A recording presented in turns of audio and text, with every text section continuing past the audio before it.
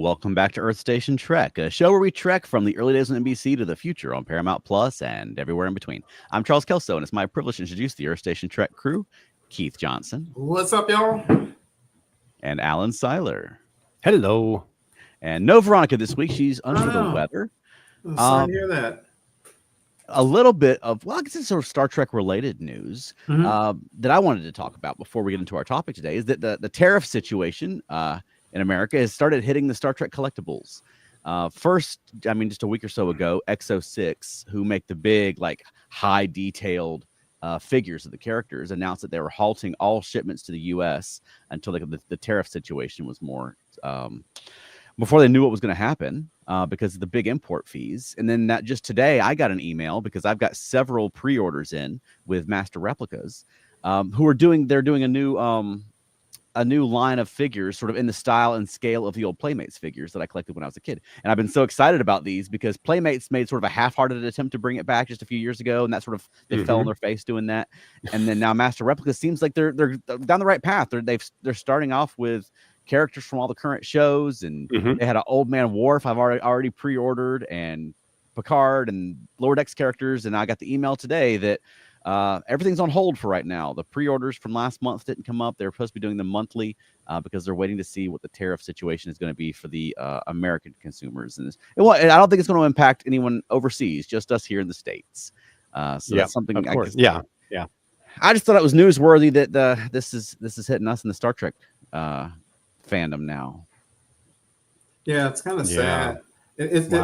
It's funny, if you take that stuff into the Star Trek world, one of the most discussed topics in Star Trek is money and lack thereof, or what do they even do? How do they even, we know the Ferengi use Latinum, but other than that, and then Star Trek, of course, used to talk about credits in the original series. And then all of a sudden in the movies, they said they don't have money. And so when we talk about stuff like that, I always wonder, what would it be like in the Star Trek world? Do they even, I guess, what do they do for trade? Do they even have tariffs or something like that? Another thing I think about is always interesting when we think about the world of Star Trek is I would assume in the future, and maybe we'll live to see this, you wouldn't have to wait for a shipment of something like this. You would buy the pattern and put it into not a replicator, not yet, but maybe like a super advanced 3D printer, and you could print it at home yourself. But you pay for. We've talked about that before, Alan. We even talked about that with alcohol and stuff, wine. Maybe you'll just pay for the pattern and you can make it at home. Yeah. We ain't there yet. No, we're not. And I know that my Old Man Worf figure not shipping is not the biggest thing going on in the world right now. But I was really annoyed about it today because I've been waiting for my Picard and my Worf and my Spock. And the next pre-orders are going to be Riker and Boimler. They posted a picture of Tendi. I'm ready for these figures. Oh, man. I know. That's awesome. So that's what's going on in the world of Star Trek at the moment. Great. Quality of life. Right. Keith, do we have some This Week in Trek this week? We do. Got a couple of things. This show I'm going to mention because it's one of my favorite, and I just love everything about the episode. On the 27th of April, 1966, the story outline was submitted for Charlie X. Hey. Yeah, one of the classic. Those who know, of course, that's the one with Charlie Evans, I think was his name. The young man who's found on the planet of the Phasians who had superpowers, but he was a teenage boy and he basically made people disappear. Almost reminds you of little Anthony, Billy Mooney's character in that great Twilight Zone episode. Yeah. Has one of the great endings when he disappeared, when the Phasians pull him back and he does the famous, also something Star Trek was known for with Who Moans for Adonais, the fade out when he goes, I want to stay. Right. I love that character. For anybody who's ever seen the classic Hitchcock movie, Strangers on the Train, that was Robert Walker Jr.'s father, Robert Walker. And when you look at them, Lord, do they look alike? They can do their eyes in a crazed way, and you can tell that's father and son. Great episode. Right. One more, I always found this really interesting. We always talked about this when Gene Roddenberry wrote his story outline for the original series. We talked about those different stories he put together. I think there was 5 or 6. The one he originally had submitted or thought about as being the pilot of the series, the rough draft commit was the Omega Glory. And the rough draft for that was put together or was submitted on 28th of April, 1965. every time I've read about the Omega Gore, and I've done a fair amount of research on it, it's really listed among one of the worst episodes of the original series by a significant percentage of fans, which I find interesting. And I think, we've talked about this before, how some Star Trek episodes start out really great, and then the ending it drops off, in your opinion, and that may vary. A lot of people just hate the whole E Pluralista, we the people, and when Kirk starts reading the preamble. And some people find it really offensive with the comms and the Yanks. That offends a lot of people. It's not a beloved episode. I was surprised to find out how disliked an episode it actually is. Yeah, I like that one. Yeah, me too. And it's very old school sci-fi in sort of the parable it's telling. But I mean, I think it's something it's applicable, that you've got these guys who are guarding the Constitution of the U.S. as if it's a holy document, but they have no idea what it means or what it represents. And I think that's something that, unfortunately, is still applicable in the real world. Yeah, it's modern day. I mean, I like that. There's a line to what you're saying, Charles. There's a line with Kirk when he's telling the leader of the Yanks, when he tells him about the principles he just related, and he said they must apply to the comms as well. And he goes, the comms, and then Kirk yells, they must apply to everyone or they apply to no one. Right? Do you understand? You're right. Star Trek at its best. Well, let's go right around to, I'm so glad you said that, Charles, that commentary, because fast forward 30 years, 29th of April, 1991, aired a TNG episode all about paranoia and fear and the power of the state, The Drumhead. Yeah, that's a great one. That's a great one. Yes. Starring the late Gene Simmons. For those who don't remember, this is the one. It's so wild. This is the one where basically there's an explosion on the Enterprise, which they were like, oh, that could never happen. That could never happen. And at the same time, they did have one little problem. There was a Klingon spy. There's a Klingon on board the Enterprise who turned out to be a spy. And he does it in a really cool method. He has a pen that he injects himself for some condition. It'd be like taking insulin. But he encodes stuff he steals from the Enterprise in the injection, encodes into his bloodstream. But because of that and the explosion, it grows from, there's a little thing going on, and they send Admiral Settee, she was of Starfleet Intelligence formerly. And before you know it, the show turns into a witch hunt. And they see traitors and spies everywhere. It's a very good episode for 48 minutes to do what they did. It absolutely is. And I love it when even some of the Enterprise crew are sort of on board until they start going after Picard. Yeah. Because the thing just gets out of control. Yeah. There's that old poem. I won't do we all know the poem that goes, first they came for, first they came for the trade unions. And I said nothing to what you're saying, Charles. I love there's a whole scene because Worf is Mr. Security and Worf is gung ho. He's like, yeah, let's get them all. And then they turn on him and say, hey, you're a traitor to your own species, right? Right. And yeah, it's a great lesson in what can happen. It's all about a mob mentality. Yeah. There's another one here that I relate. Oh, this one I thought was relevant simply because what's coming up recently with the new Starfleet Academy. We talked about this.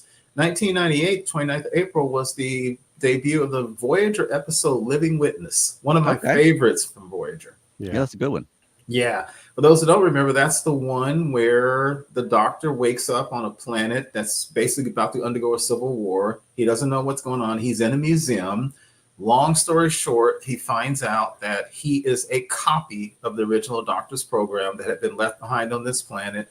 The people are undergoing a civil war for a whole bunch of reasons. And they had memories of Voyager where they thought Voyager was a ship of destruction traveling through the galaxy, destroying people and making horrible deals. And everybody in the command staff wore black gloves because, of course, they did. And the Doctor teaches them the error of their ways. And at the end of the episode, they say he stayed with them for, I guess, decades, helping them heal. And then he asked for a spaceship because he wanted to go home. And we don't know what happened to that Doctor. That was centuries in Voyager's future. And at one point, we even wondered would that Doctor be the Doctor who would show up in the time of the Discovery people. But we don't know what that Doctor is. Yeah. And anytime you meet someone with gloves on Voyager, they're going to be evil. Yeah. And I got one more, and I just thought this was relevant. I don't usually do, well, two more, but one, I don't usually do birthdays, but this was really relevant because I just realized today is May 1st. Mm-hmm. This is the 102nd birthday, 102 years old, of Star Trek director extraordinaire Ralph Sinesky. Yeah, absolutely. who is still going strong at 102 years. Isn't that amazing? Yeah, they do a digital birthday card for him every year, or the last 2 years they have. I sign it, and so since I signed it last year, I get the automatic email this year. So I went and signed it for him again. I think it's fantastic. He produced an incredible body of work, not only in Star Trek, but in his career. But his contributions to Star Trek were phenomenal. And the fact that he's still with us now is amazing. And evidently, everybody who talks says he is sharp as a tack. His memory is like perfect, and he is very gracious. Loves to talk. He shows up on podcasts if asked and stuff like that. We got to look him up. Yeah, it's just an amazing guy. He directed This Side of Paradise. He directed Metamorphosis, Bread and Circuses, Obsession, Return to Tomorrow, Is There in Truth No Beauty? And if you look at those episodes, Charles, I know one of your favorites is Metamorphosis. You can see Ralph Sinesky's touch. There's a way you can look at that camera and the camera work with him. Right. And for all practical purposes, he directed the Tholian Web. Although Fred Freiberger fired him because he went over schedule, but probably 80% of that film, of that episode, was Ralph Sinesky's work. Wow. And you can tell that. And then the last thing, on the 2nd of May, 1967, I thought this was kind of wild. That was Walter Koenig's first time showing up on the bridge of the Enterprise. It was the first day of filming of Cat's Paw, and his first day showing up as Ensign Chekhov. With a rockin' wig. Yes, I know. I remember that one. Well, that's awesome. Yes. Well, it's too bad we have some cat's paw news when Veronica's not here to enjoy. I know, right? Because she loves that episode. Yeah. All right. Well, Alan, did you want to grab some comments before we get into our topic? Yeah, we have a good bit here. We have right, two well wishes for Veronica from Elaine and from Bill Lamond. And our buddy Wayne says, hello, everyone. Is that Wayne? Elaine says, while it might not be the biggest issue in the world, talking about Old Man Worf, he would have brought you some much needed joy. And honor. Sure. And honor. He would definitely do that. Mark says that faceless yeoman in Charlie X really creeped him out. Amen, Mark, to this day. And Wayne says, what would it be like to live in a Star Trek-like culture? Sounds like a great podcast subject. I think you're right about that. We need to put that on the schedule. Yeah, somebody write that down. Right. And then to wrap it up, Mark Agreed. also said, and this is a great lead into our topic tonight, he's dead, Jim. Yeah, speaking of the topic, I mean, it may seem to some people who listen to our show that a little more cynical and clickbaity than what we usually do. Yeah. But there's a method to the madness. You know, this isn't click here to find out why Star Trek's going to die or anything like that. But it's something that Alan's were brought into our group, our Facebook group a little while back, where some comments. What is the guy's name? Now I've got Ralph Sinesky's name in my head. Not Roberto Orsi, the other guy. The guy who the played actor. Zeph. Oh, you're right. Oh, God. Kazinsky is his last name. Oh, from Section 31. Section 31. Yeah. And and I have the quote pulled up here, unless you have it, Alan. I don't. Go ahead. Okay. So in this interview, he said, quote, I spoke to Alex and I spoke to director Olatunde Onsensanmi, and they explained to me that Star Trek is dying. And I don't know if people know that, but I was talking about Star Trek at my gym where I fight. I'm a boxer and I fight with a lot of kids. I train with them. None of them knew what Star Trek was. Can you imagine that?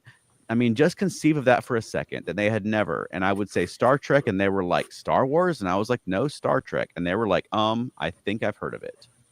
And he said, they explained to me very clearly, and once I'd heard it was 100% behind this movie, you have to make different flavors of Star Trek for a different time. You have to try and bring in new people. That's what Section 31's about. This film, and I'm sorry to say it wasn't made for people that love Star Trek. It was made to make people want to learn more about Star Trek. And we thought there was a lot there. Just to start a conversation. You're right. And just there what he said. So I guess maybe just starting it off, like, what do you think when you hear the phrase Star Trek is dying? Do you agree? And sort of how do you characterize that? That's a tough question. And it's not like I've had all day to think about this or anything.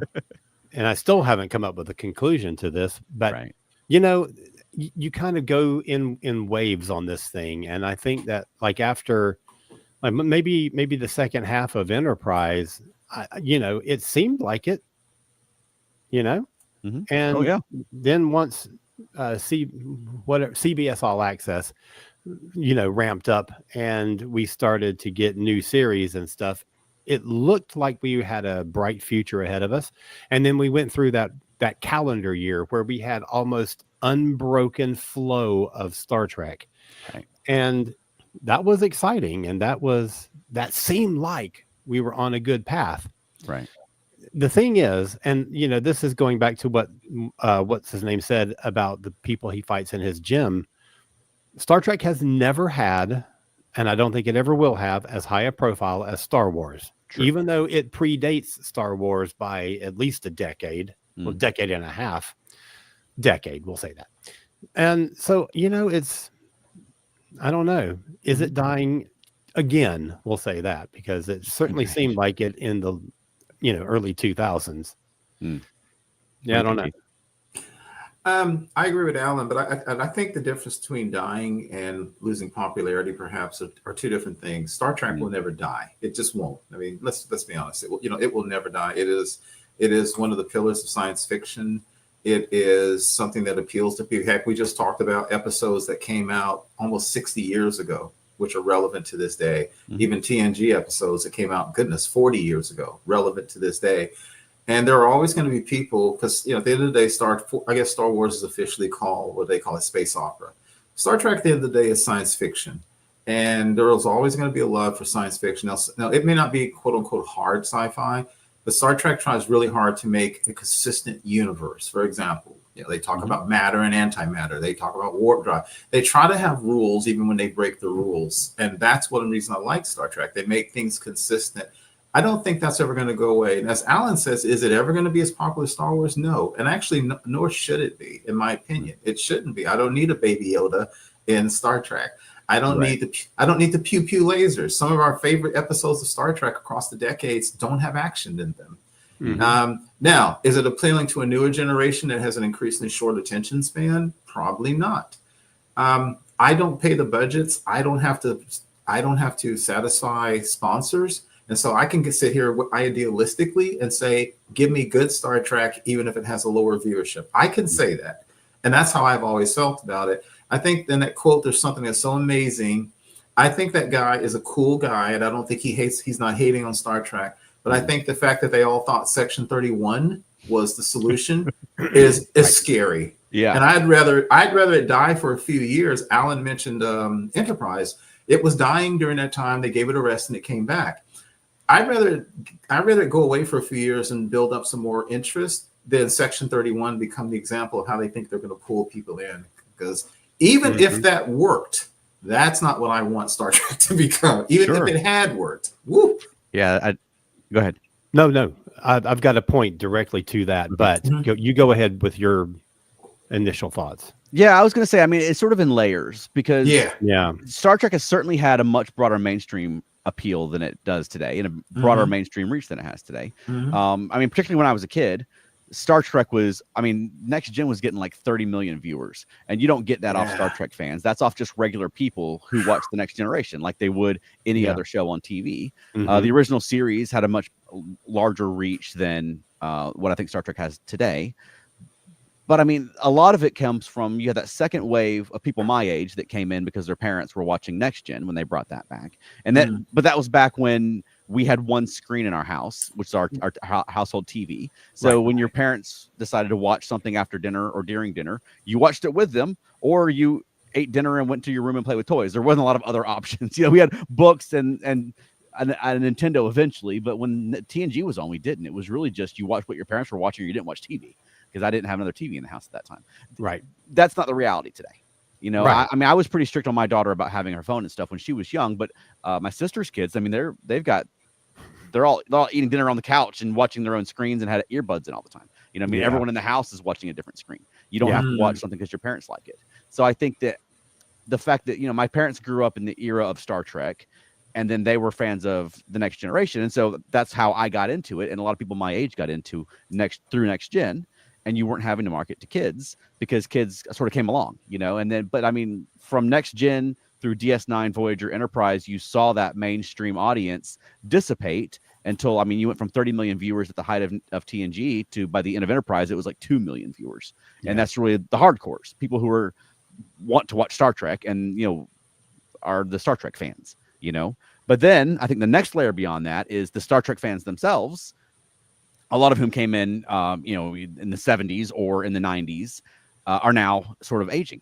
I mean, it's a finite resource. If you're not adding new fans, then if I'm on the younger end of Star Trek fans and I'll be 45 in a few months, then I mean that's not real. I'm not who they're necessarily targeting in the demographics. You know what I mean? So you sort of have to figure out ways to get younger people to watch it. If you can't count on the fact that my daughter doesn't watch Star Trek just because I do, what do you do? I mean, I think that's. I think they should be trying new things, and I will agree with you that Section 31 ain't it, but they tried. They have, and they've tried other things that I think would have been more successful or could have been, but I don't know if they were. Well, I think they were banking on Miss Michelle. Anyway, so to Keith's point about Section 31, and that being the vehicle that they were planning on using to get new viewers. It's a different kind of Star Trek. It's a different flavor of Star Trek. The question there is, it is a different flavor of Star Trek, but it's being presented on the same platform that everything else is. So the big question is, and we've talked about this a little bit before, but has being on one streaming service helped or hurt Star Trek? Oh, good question. I mean, that's because in a sense, you're limiting your audience. I mean, Paramount's, when it was CBS All Access, the part of the anchor was we're going to get viewers to subscribe because of Star Trek, because this is the big thing that we have in our yard. And has that worked? I mean, these are questions we will never, ever, ever know the answer to because we don't know figures, we don't know viewership, we don't know demographics, we don't know any of that stuff because pretty much no streaming service releases that information on any show. Right. So how do we know, Yeah. I will say we wouldn't have had the content we've had since 2017 without those streaming services. Agreed. We wouldn't be cranking out Star Trek shows to put out on CBS. Like the ratings wouldn't have been there. You know what I mean? And these shows are way too expensive to be supported in that way. So I think that the fact that they were propping up these shows, trying to prop up the streaming service is why we have them. At the same time, it is a limited audience because you have to have Paramount Plus in order to watch the shows, aside from Netflix, which is now on Prodigy. But have they done enough? I mean, they showed some of it, some of Discovery at least on, CBS over the air. Right. Have they done enough of that? Have they shown everything they should be showing? Shouldn't they, like maybe a year, maybe 2 years after something broadcasts, throw it up on, over the air network and let people see it, let people digest this stuff? Yeah, they do periodically put seasons or episodes on YouTube. And they'll push them out to Pluto TV from as like a promo. Yeah. But I don't know if that's enough. But I mean, maybe they understand the way people consume media better than I do. But who's watching CBS? I mean, if you're putting it on the air, I mean, you're really just going for people older than me who are still watching CBS over the air. Because I don't. If they're going for a younger audience, they're not tuning into CBS on Sunday nights and thinking, "Oh, what's this space show? Maybe I'll keep watching." That's a good point. Yeah. Yeah, that's true. So the other side of that, and this goes to a comment that Mark said, they should be pushing Star Trek Prodigy to young people instead of Section 31 to older, jaded folks. Mm-hmm. And that was my other big question in this topic is, did Prodigy do the job that it was supposed to do? Could it have done its job? I mean, I think it has more potential to do it with it being now on Netflix than it does on Paramount. But is it doing what it's supposed to be doing? Is it getting younger viewers interested in Star Trek? That's the thing that I have always said ever since we've been doing our show for 4 years now, 4.5 years, that Star Trek has really not done a great job on, and that is tailoring its content to younger audiences. Right. Prodigy was a big push into that, but did it have the impact that it was intended to have? Well, I'd say no. I would say no also. Yeah. I mean, it got canceled. I've never seen a kid in my life with a Prodigy toy in the wild. I've never seen a kid in a Prodigy T-shirt. I mean, like when the Star Wars Clone Wars, you'll see kids just in life from time to time that have a Clone Wars shirt or an Ahsoka or whatever, or are playing with lightsabers or whatever the case may be. But I don't know that Prodigy really had the chance to do that. I mean, they sort of trickled it out on Paramount Plus, like 4 or 5 episodes at a time. Right. I don't know what the viewing rotation was on Nickelodeon over the air, because I don't watch Nickelodeon. But I mean, I would say that it's pretty definitively didn't succeed, because it got canceled and then they just sold off the last season to Netflix. Yeah. Right. I think it could have, but also they made some strange choices with Prodigy, where it had a very convoluted timey-wimey storyline and a large reliance on old legacy characters coming back that I don't know. I mean, maybe that's to sort of get people like us excited about it in the hopes that in addition to the kids. Yeah, but at the same time, they didn't do that stuff right up front. They sort of trickled that stuff out as the show went along. And I think the hope was that if we introduce Beverly Crusher or Chakotay or whoever, then younger people, newer people who are getting invested in Prodigy will then want to investigate who that character is and go back to the legacy shows to find out more about him. Sure. And it was, I mean, Star Wars did it successfully. They had the Clone Wars, which was a big success for them. And then, what was the other Star Wars show called? Rebels. Thank you. Yeah. And then that was successful enough that, I mean, now they're bringing those characters back in live action in Ahsoka. And, Ahsoka is prepping its 2nd season right now. Yes. So, I mean, obviously that was successful enough that it sort of spilled back into mainstream Star Wars as a TV show. Now, is that because they gave it the support? Is it because it was on Cartoon Network? They left it on TV long enough to build an audience. Right. I mean, it was broadcast. It wasn't streaming. So you had the opportunity to watch it without subscribing to a service. Yeah. And I think that a lot of people see that as a barrier. Oh, sure. Yeah. I mean, obviously it is. And certainly when so much of the viewing world has moved to streaming, you cannot invest in every streaming service. And you have to make choices, and you're going to pick Disney Plus, you're going to pick Netflix and probably Hulu. So, how far down the pecking order is Paramount? Yeah. I mean, and Paramount has some shows like Yellow Jackets and 1923 that have for a broader appeal. Yeah. Where I think Star Trek could, but I mean, also and we've talked about this before on the show, but I mean, they keep making the decision to sort of lead with the very sort of weird things, like Discovery. Although I grew to love it, was a very divisive show. Yeah. It's not a like Strange New Worlds or Next Gen, where it's sort of like your comfort food Star Trek. And again, Section 31, the same thing when they launched the streaming movies, that they're trying to do something off instead of just doing something that's people who like Star Trek and remember Star Trek might want to sit down and watch and show their kids. They're doing these very strange things. You know what I mean? Speaking of strange things, have you seen the newest promo that's gone out with a kind of a blend of Strange New Worlds and SquarePants? I have. Yeah. What the hell were they thinking? What is that? And it just seems very awkward. It's incredibly awkward. Even the performances from the Strange New Worlds cast just seems very stilted. It's incredibly stilted. And what is it that Ethan says? He's like, maybe it's the magic, and he pronounces the word just so bizarrely, and I'm like, what is he doing? Yeah, and does it's so weird. And who was that intended for? I don't know. I mean, I can't imagine fans of SpongeBob SquarePants are like, oh, I want to watch that show, or vice versa. Exactly. Exactly. Okay, let me get a stack of comments here because we got some good ones. Mark says that we get Lower Decks on Pluto every now and then, along with Marathon, TNG, and Voyager. That is correct. Elaine says, I think Prodigy could have done what it needed to do, but the handling was horrible. Agreed. And he says, as for Section 31, I enjoyed it as a silly sci-fi action movie, but the connection to Trek almost made no sense, and it was not a good way to bring new Trek viewers. I think We all agree on that. Agreed.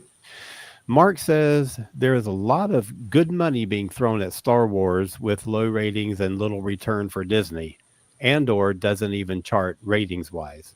But how do we know that? We don't know ratings numbers for these things. Yeah, they'll measure engagement, and we'll get the analytics sometimes. There are services that track that, but yeah, I mean, all the streaming services sort of keep their, you don't have really Nielsen ratings like you used to. No. Right. I'm sure the Nielsen's are providing them with data, but yeah, I mean, I would say that the Star Wars shows have a greater pop culture penetration than the Star Trek shows have had over the last several years. Yeah.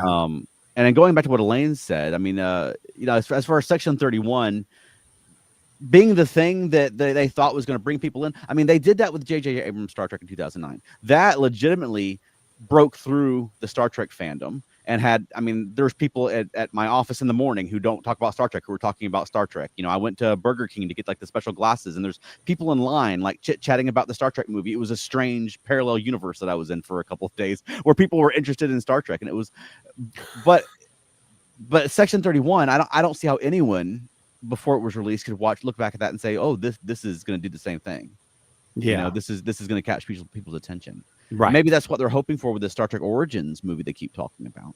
But maybe. I mean, I think Strange New Worlds probably is the best entry point for people right now. If you can sell it, because it's very easy to digest, it's fun. It's not real heavy watching. It can be, but not week to week. You're not committing to 15 episodes of war and torture and things. But it's Star Trek. It feels like Star Trek that's more modern for people who like Star Trek or remember Star Trek, Yeah. Michael Phillips says, I don't know, but it's interesting that for perhaps the first time, Doctor Who and Star Trek are waning at the same time. I think part of it is these legacy shows that are trying to survive in the modern era. I mean, like the Doctor Who has been running, the current show has been running for 20 years. 20 years. What shows maintain their popularity for 20 years? Right. Particularly something like, because they like to make these shows effects heavy, and they like to make it bigger and bigger and more cinematic, which I don't necessarily think is the best route, but it's the route that it seems like all these sci-fi shows go, is making it prestige television, which means you're sinking a lot of money and time into them. Yes. Yeah. And we found the target audience for the Star Trek / SpongeBob crossover promo, because Elaine loves that promo so much. That's what they're going for at Paramount. Elaine's going to see this and go nuts. Yeah. I want to respond to what Mark and Elaine said, but I guess, do we want to take a break yet? A promo, or do we get to keep going? Oh, we could. Whatever you guys want to do. If you got a promo ready, Alan, we can take a break for a promo. Oh, well, okay. I'll have to get one ready. Okay. Okay, here we go. Ready, go. Look up, look down, look out. Here come the monkeys. Mickey, David, Mike, Peter. We're talking about them in Monkeying Around. That's right, Monkeying Around has everything, including interviews, Episode reviews, album discussions, and other incredible surprises. Monkeying Around, a podcast about the monkeys. I wanted to play that one just so we could have Veronica's voice as part of the show. Hey, good idea.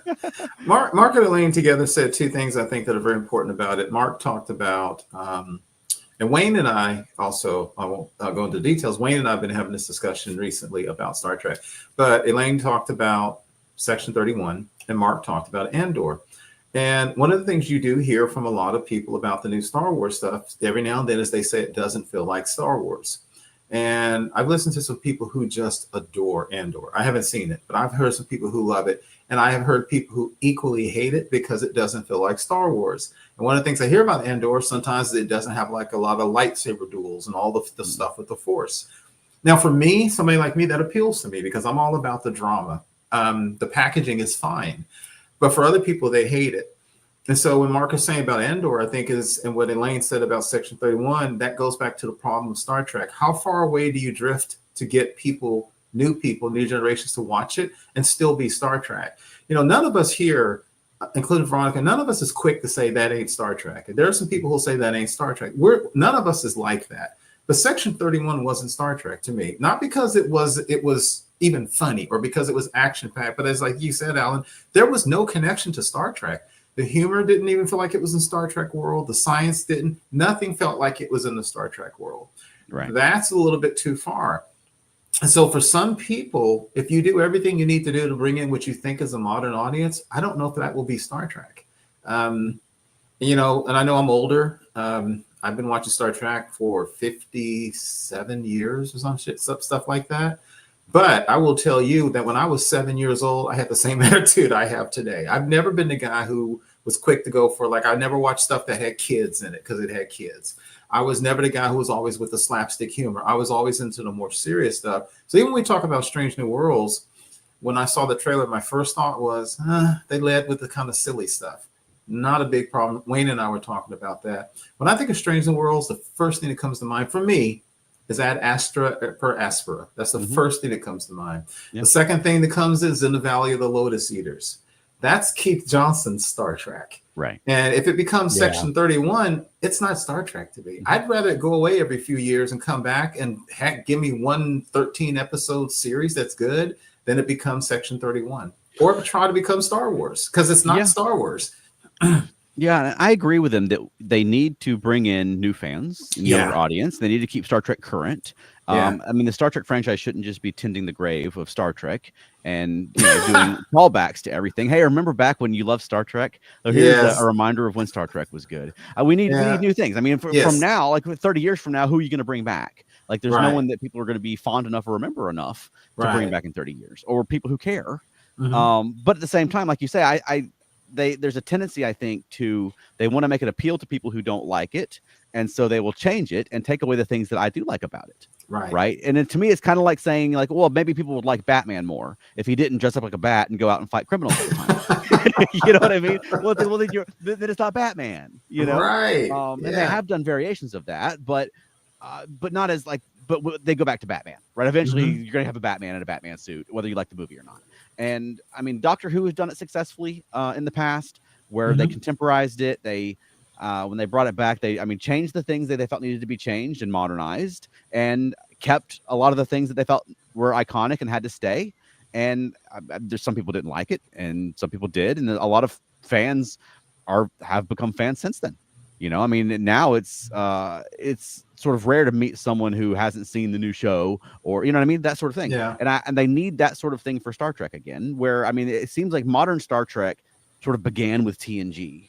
For a lot of people, that's the starting point, and maybe you go back to the old-fashioned thing, and there's sort of some people like it and some people don't. I had a Facebook post recently where because there are Star Trek fans who don't like the original series. Oh yeah. And I was sort of wondering, are there Star Wars fans who don't like the original trilogy? Because there's enough Star Wars now, you could be a fan of Star Wars and not like the original trilogy, which is kind of a strange thing to wrap my head around, because that's Star Wars to me, But I think we need a new starting point for people, and maybe it's Strange New Worlds. But if it's going to be Strange New Worlds, we need to get it out to people to see it. Right. Agreed. Yeah. Okay, so Mark has got two really good points. Okay. He says Andor is a slow burn. There is no force, very limited aliens. The force is the big thing that separates and elevates Star Wars over other sci-fi, whereas Starfleet and the Federation is what elevates Star Trek over all other sci-fi.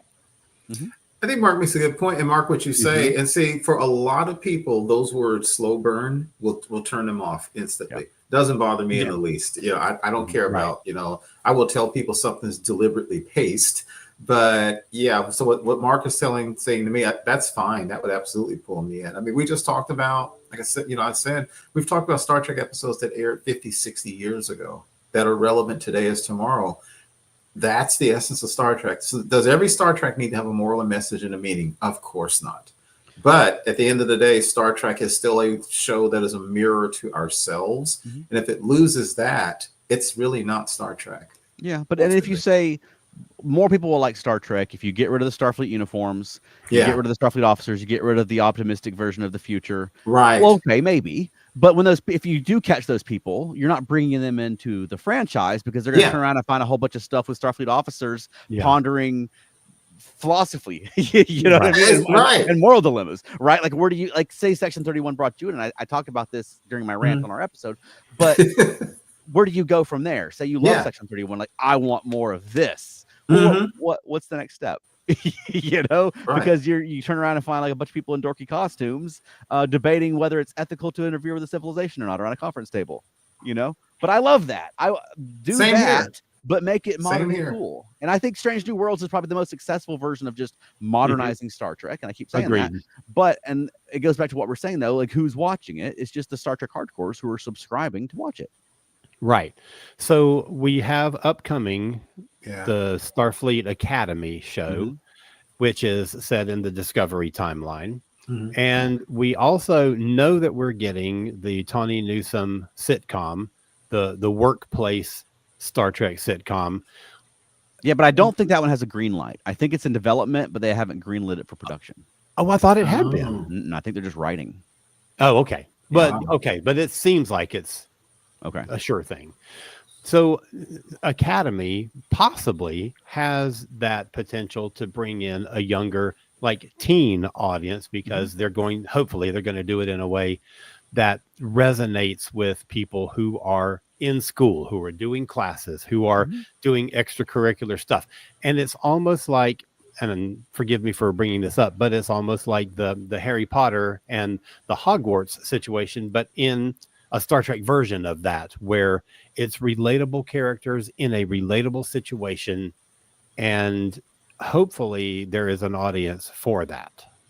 I hope so, and I hope there's an audience for that on Paramount Plus, because that's where it's going to be. That's where it's going to be. You know, I think that's a good hook if you're going to try to put Star Trek to a teen audience, because it's younger characters in Starfleet uniforms, presumably. But they're sort of, I mean, it's a natural fit, I think, for young people who are sort of in college, but in Star Trek college, right? Yeah, exactly. I mean, similarly, my daughter loves the show Wednesday, and she just recently finished binging The Chilling Adventures of Sabrina, which are both geared toward her age group. And I think are done very successfully, where they add to it and they sort of move the perspective of Adam's family or Sabrina to that audience. And I would love for Starfleet Academy to do the same thing, but it comes back again to the Paramount Plus thing. Like, is it better for it to be on Paramount Plus because Paramount Plus needs content, or is it better to get it out on Netflix or whatever the current version of the CW is, or chop it up in the pieces and put it on TikTok? I don't know. TikTok, that's the way to go. So, I mean, I'm not saying that it needs to be like a copy of the Hogwarts thing, but you know, the Holly Hunter character could be the faux McGonagall. You know, and you have these identifiable, iconic characters. I'm hoping that's what we're gonna, because there are going to be some legacy characters in it. The holographic doctor is in it, but he's a teacher, which I think is the perfect natural fit for the legacy character to be the teacher. You know, exactly. And if the new kids watching may or may not care who the funny hologram old teacher is, but for people like me, I would love to see them, you know? So I think that it's on paper smart. We haven't seen the execution yet. But again, I mean, if they can get it out to people to see. Exactly. Yeah. Or attract the people who need to see it to the platform. That's the uphill battle. That's the challenge. Now there is at least some, because my daughter watches Yellow Jackets. I'm using her because she's the only 18-year-old I know. She watches Yellow Jackets, and that's on Paramount Plus. And so there is at least some people her age who are not Star Trek fans going to Paramount. Is it not on Paramount? Is it Peacock? No. But she watches it on Paramount Plus because you have Paramount Plus. No, but she does it at her mom's house and she doesn't have my login. Okay. So well, hopefully that means that there are people who will see this show other than just the Starfleet or the Star Trek people who are going to watch it because it's got the name Star Trek on the front logo, you know? Right. You gotta put some sexy kids in the trailers and funny lines and that sort of thing. Like, you know, they gotta attract them. There's got to be some kind of dance scene that they make go viral. Like you gotta, like, those are the pieces you need. They all have a funny dance scene. Lord. Elaine educates us by saying that Yellow Jackets is on Showtime. But I think they're bundled together though. They probably they are. There's a bundle. Yeah. But it's available in someplace other than Paramount Plus. Right. Elaine also says, if they're trying to get kids, it needs to not be on Paramount. If the family is not already subscribing to that, it may be a hard sell to get their parents to subscribe just for that. Yeah, I agree with that. And I have a practical example of that. Back in 1978, HBO was a fairly new commodity. It wasn't on all cable systems yet. But I pestered my parents to get HBO because they were going to be showing a Kiss concert from 1976 that I was desperate to see. And eventually I got my way and we got HBO added to our cable package. And then they never got rid of HBO. So it can happen where the young people get their parents to get a new streaming service, but it's true. Yeah. It's not easy. Yeah. No. Right. Yeah, and then I can attest to that too, because she's bothered me to subscribe to this or that over the years as well. Yeah. But I mean, I gotta say though, I think they need a new a big a film. So they need to. I mean, which I guess film isn't what it used to be either. So maybe a movie isn't. It would just end up on streaming anyway. So what do I know? I don't know how anything works anymore. Yeah. Well, it's funny because the showrunners really thought Section 31 was going to do that. Because when they started talking the idea, we were all kind of excited about the idea of a TV movie periodically. Because, well, again, this is a certain age. I grew up with TV movies of the week, the afternoon movie on ABC back in the day. And Section 31 unfortunately flamed out. So I don't know, how much they're going to be able to do that again. Also, I think of something years ago, well, not years ago. Nichelle Nichols once said that when she first started with Star Trek, and she had been filming for several days or several weeks, she went into Gene Roddenberry's office one day and she said, "Gene, I know what you're doing." She said, "You're trying to sneak a message in here." And he kind of laughed and said, "Shh, don't tell anybody." Yep. And so at the end of the day, no matter how we package it, to be Star Trek, it still needs to be something kind of relevant. And so, I mean, I may sound like the dinosaur, but it's not supposed to be Star Wars. It's not supposed to be Stargate. At the end of the day, it's supposed, but you know what? I know a lot more people may talk about Subspace Rhapsody than talk about Ad Astra per Aspera. Part of that is because they can't say the title. Good point, because I'm having trouble with it too, right? But at the end of the day, you can only package it so much. If it's still Star Trek, it will attract some people. Even if you got the young, pretty people that start for the Academy, at some point in time, Star Trek needs to be the show that holds a mirror up to who we are. And I think they can do it with that. But if they then one day feel, well, kids don't want that. They don't want to have a show like the Drumhead, which has an eternal message, then that's ultimately not Star Trek. And that's where I get little concerned, because maybe it does need to go away, and I agree with Charles, maybe it needs to go away for a while and get a movie to get people excited and then come I don't think you have to go away to get a movie. That's true. Okay, let me get 3 marks.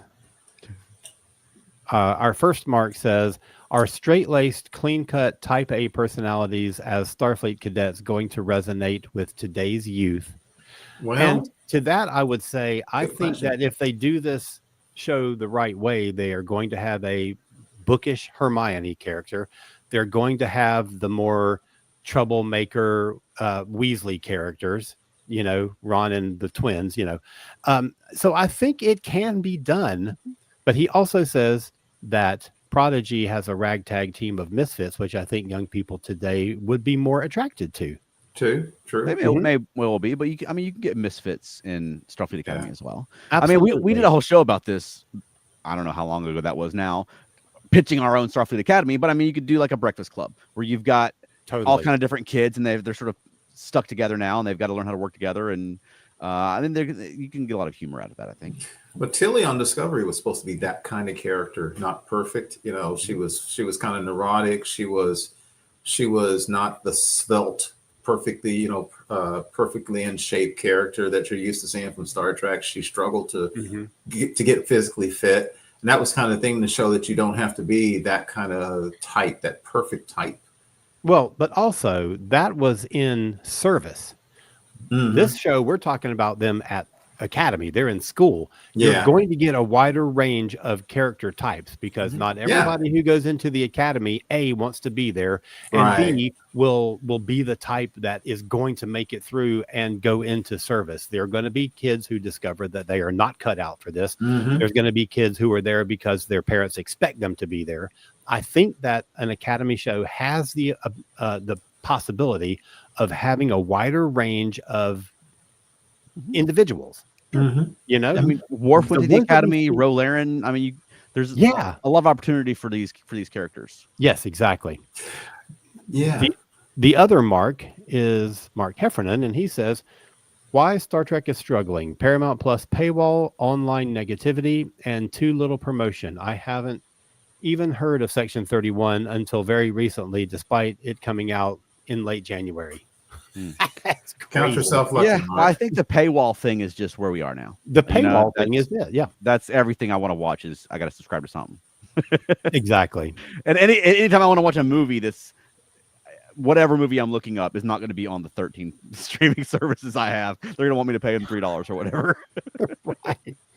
And Elaine, to Mark's earlier point, you mean there won't be a Locarno at the school? Yes, I'm sure there will be. There's got to be. There's got to be the good-looking hotshot guy's got to be there. Oh, yeah.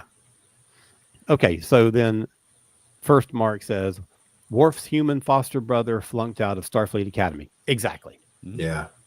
So we're going to have somebody like that. Yeah, that's how you wind up hiding people in the holodeck. Flunk out of Starfleet Academy. I was just thinking about that episode the other day is what I would almost call a filler episode. But yeah, you're a week late for that one, Keith. I know, right? I thought about it late. But I think Mark's point about and what Alan said about the type of person is very ironic, because I find it very interesting. People comment on the fact that a whole bunch of Star Trek covers the gamut, but a whole bunch of us really liberal folks love a show about a military. And yes, it's a military. And my friend Wayne may say, Keith, it's not a military. I don't know, but it's funny that we watch a show about, as Pike in the Other Universe said, a peacekeeping armada. And it's a show that's often that's a very interesting thing. You have straight-laced military types who often adhere to views that may not always be associated with military in the real world. That's Star Trek. And I think that's very interesting. I think what Alan said about the Academy, I hadn't even thought about that, because you can have all kinds of people who flame out because they're just not they're not Starfleet types ultimately. So that could expand it a little bit. You're going to get the kid who really wants to succeed at Academy and go into Starfleet, but has struggles, can't do the work, has trouble understanding or has trouble processing the information, and doesn't do well on tests and is afraid of flunking out and doesn't want to flunk out. Right. There is a lot of potential for this show. Yeah. Elaine also says that about Locarno, that is a reference that she now gets because they just watched that episode on TNG. Oh yes, the first duty, such a great one. That's Go back and watch the season 4 finale of Lower Decks again now. Yeah. But I'll say too that I think something people forget a lot is that Paramount Plus doesn't make these shows. CBS Studios do. Yeah. And CBS Studios makes a lot of shows for a lot of different networks. The fact that they're just making Star Trek for Paramount Plus, I think they should consider making a Star Trek for a more targeted, more a broad audience, and try Netflix, try an Amazon Prime, see if you can get someone else to bite on one, and see if you can get Star Trek out in front of other people. I think like going back to Doctor Who again, it really took off here in America when it was available for people in America to watch. Yeah. And it wasn't at 7:00 on Friday night on Sci-Fi Channel. And they got it over to Netflix, BBC America, and people were able to see it. Yeah. And all of a sudden it took off because you could see it. Get some of these shows out where people can see them. Or just put it on flipping CBS. Okay. I mean, then I'll have a hard time watching it. I got to figure out how to watch CBS. Do they have a live stream? Wow. I'm just saying, I don't see why I get that Paramount Plus started as branded as the Star Trek, the home of Star Trek. And I think they're trying to keep to that brand. Yeah, except for when they rent out the movies to other networks. Yeah. Right. Oh my God. What the hell? I think that if it's going to live on streaming, I think Netflix would still be the best place for it, because I mean, I know some people, there's some people who don't like Netflix, but I also hear so many people still talk about stuff on Netflix. Oh yeah. It's still by far the most subscribed channel. I know Disney Plus is up there and Hulu and so forth, but Netflix is still kind of the place. Yeah, but Netflix shows have a short shelf life. Yeah. Like, you don't get a long running show on Netflix usually. Usually you'll get a few seasons out of it and then it's done. Right.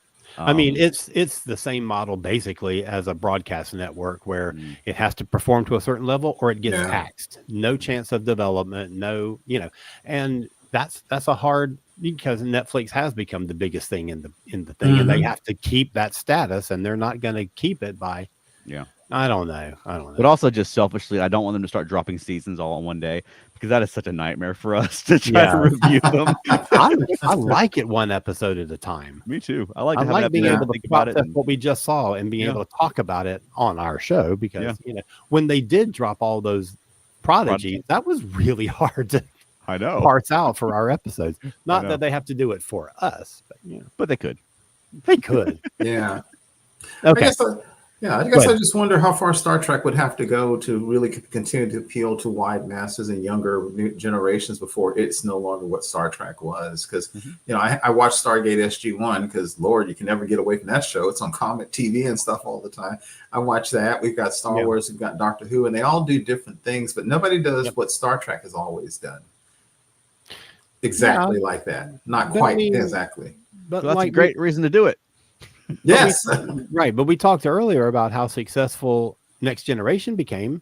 Yeah. And that's to a general audience. And that wasn't even on a network. It was produced for syndication. So it was carried on a different independent channel and a different time and a different day in every market.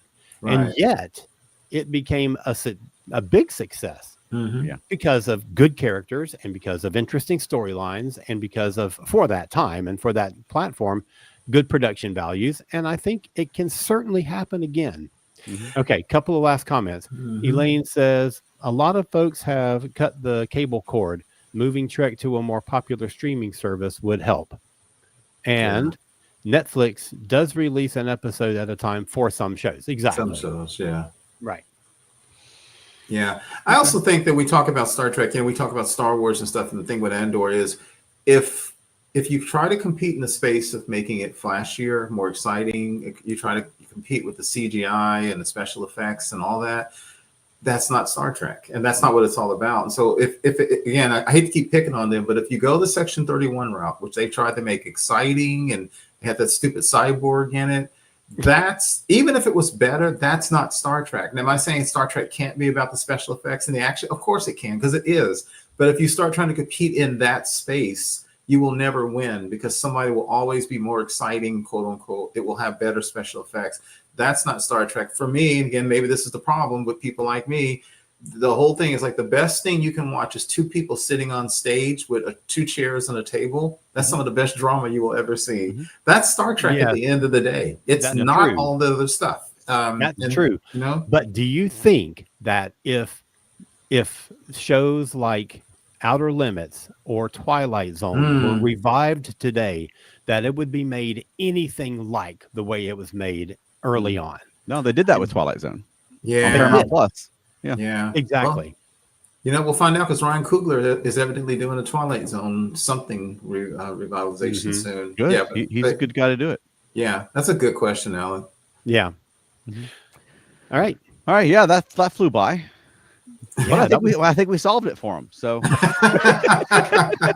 hopefully they're listening to our show. Right. They're like, oh, man, these guys have got it down. All right, Alan, where can people find more of you? Okay, head on over to cosmiccreative.com, KOZMIC creative.com. And if you don't head over there, I'll know all about it. And I will not be happy. And you can take a look at the other podcasts that I do, which include Doctor Who A to Z. If you want to hear us talk about the current season of Doctor Who, episode by episode, we review each one. And today, our episode about the third show of the season, which is called The Well, just went out, and it's gotten a pretty good bit of traffic. So go head over there and see what we thought about that one, because it might surprise you. How about you, Keith? You can find me on Facebook, primarily the ESO Network Facebook groups, including, of course, our Facebook group, Earth Station Track. Y'all come on over and enjoy the conversations. And Chuck, where can people find more about you? Veronica and I have actually just updated our website, feltnerdy.com, with our upcoming appearances. So it's not from last year anymore. But we've got a whole slate of appearances coming up over the next couple of months. If you're in the Atlanta area this weekend, come up and see us in Lawrenceville. We'll be doing our Fairy God Doctor show for them again for Free Comic Book Day. It's only $7 a ticket. Come see it. It's going to be a lot of fun. It's our Doctor Who meets Disney show. Nice. We've got some library. We got some library shows set up. We've got some adult stuff coming up. It's all at feltnerdy.com. So come check it out, or follow Felt Nerdy or Felt Nerdy and Dirty on social media. You can also find. Go ahead. I was going to say, where else can people find you? You can find us actually in an unusual place this week because the Felt Nerdy gang were guests on 2 episodes of the Bat Chums podcast. Oh. And we were talking about the episode where Paul Revere and the Raiders were on Batman, but it also happens to be the one where the Penguin's running for mayor. So I took a lot of opportunities to point out similarities to our current political climate with the supervillain running for mayor. But also you can find us on Monkeying Around. The Monkeying Around podcast goes out every now and then, and we have a great time talking about the monkeys. We have a very irregular schedule. Sometimes you just have to do it that way. That's right. And does anybody have a closing for us this week? Oh, didn't even think about that. Uh-oh. Bye. It's dead, Jim. I just want to say thanks you to everybody who joined in the conversation. This was a really good topic, and I appreciate everyone's input and comments and questions. I think we had a good one this week. So thanks, everybody, and we'll see you again next Thursday. No idea what our topic is going to be, but find out with us by tuning in next Thursday, 8 o'clock Eastern. All right, bye. Take care, y'all. Dang it, I missed the button. Okay, there's the end button.